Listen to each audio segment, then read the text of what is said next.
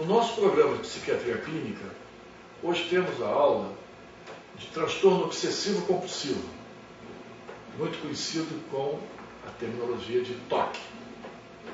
Inicialmente, vamos tratar da definição de obsessão e a definição de compulsão. De uma forma sucinta, mas objetivando a didática, obsessão é o que está contido na mente. E compulsão, o que está na ação, no comportamento. Obsessão é aquilo que tem como repetição uma ideia fixa, palavra muito usada por os autores antigos, especialmente os franceses, em que denominavam as ideias obsessivas como sendo ideias fixas. E no linguajar popular, isso prevalece também como ideia fixa, que é uma obsessão, é o que tem mobilizado como um desejo contido dentro da mente. Enquanto compulsão é aquela parte que é feita na ação, no comportamento. Quer dizer, a obsessão retém a ansiedade e a compulsão é como se fosse uma descarga da ansiedade. Então, o paciente que tem transtorno obsessivo-compulsivo, ele tem uma necessidade de descarregar a ansiedade através de uma compulsão. Compulsão que pode ser de uma maneira bizarra, bastante chamativa, ou pode ser uma compulsão simples, completamente desapercebida das pessoas em torno dela. Obsessão, como transtorno puro, né? Um transtorno obsessivo puro, contido unicamente dentro da mente, sem nenhuma outra ação, isso pode existir, evidentemente, na clínica, mas é um diagnóstico de maior dificuldade, porque às queixas do paciente não se fala diretamente sobre isso, já que consegue manter ou elaborar parte desse estado de obsessão retida em si mesma, sem outros sintomas. Na definição que nós acabamos de ver, de obsessão e compulsão, nós podemos ainda acrescentar algumas particularidades, como os fatores comportamentais que consideram todo esse estado de obsessão e compulsão como sendo estímulos condicionados dentro da pessoa. E esses estímulos eles estão, ora, neutralizados com a ansiedade, e ora a ansiedade provoca mais repetir alguma ação. Então, os fatores comportamentais compreendem que são efeitos de estímulos condicionados que esses pacientes acabam possuindo em si mesmos. Os fatores da personalidade que pode gerar, então, um transtorno obsessivo-compulsivo está ligado a aspecto de transtorno, como eu me referi anteriormente, obsessivo de personalidade. Pessoas que se buscam um excesso de organização e são meticulosas em suas organizações, mas sem dar maiores sinais das suas dificuldades.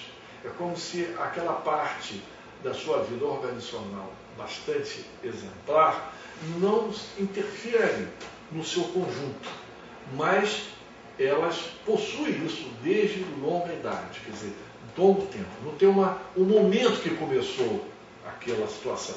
Desde há muito, ela tem as partes obsessivas bastante firmes dentro da sua conjuntura de personalidade. O transtorno obsessivo-compulsivo tem uma data de início. Um determinado momento começa a ter os tais sintomas, nós vamos ver já já. Mas nos estamos referindo aqui aos fatores de personalidade que pode vir a dar um transtorno obsessivo-compulsivo. Juntamente com os transtornos de personalidade, tem mais, reconhecidamente, algumas situações mais interessantes, como os fatores psicodinâmicos, que significa dizer que esses fatores psicodinâmicos participam não todo o desenvolvimento da vida daquele paciente, desde aqueles tempos antigos dele, né, de criança, e que vai se somando no seu desenvolvimento. Então, estão criando esses fatores interiores que vão se modificando. Dentro desses fatores, os elementos que são mais reconhecidos através do conhecimento da psicanálise, que são os mecanismos de defesa do ego, que vão formando a estrutura daquela personalidade. Os mecanismos de defesa do ego são mecanismos que atuam em todas as pessoas. Não há, assim, uma exclusividade de um mecanismo único causando determinado transtorno.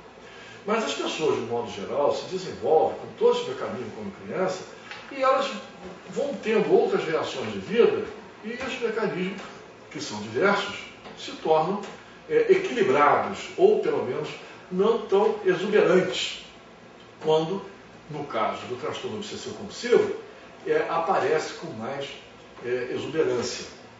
E dentre os mecanismos de defesa do ego, que vão fazer com que o quadro clínico do transtorno obsessivo compulsivo surja, o importante é um deles chamado isolamento, que é um estado clínico descrito desde Freud, por Ana Freud também, é de que o paciente, ou melhor, aquela pessoa que se desenvolveu naquele estado cada vez mais dentro dessa situação, ele isola, como o nome diz, os seus sentimentos considerados ruins de uma forma inconsciente do seu raciocínio.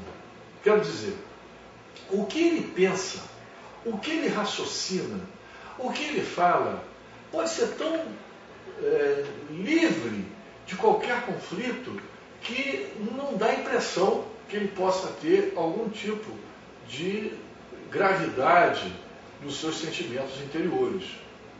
O mecanismo de defesa do ego, isolamento, separa o que tem de sentimentos emocionais da sua relação com a sua intelectualização ou da sua consciência mais racionalizada.